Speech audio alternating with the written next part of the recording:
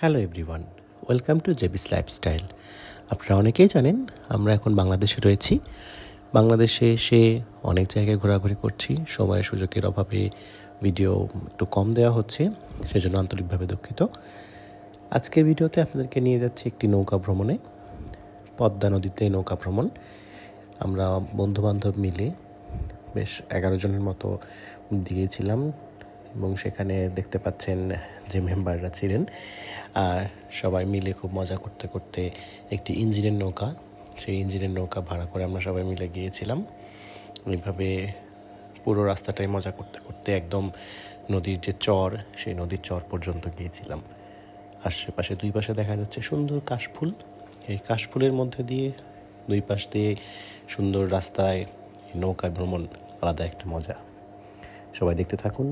ধন্যবাদ।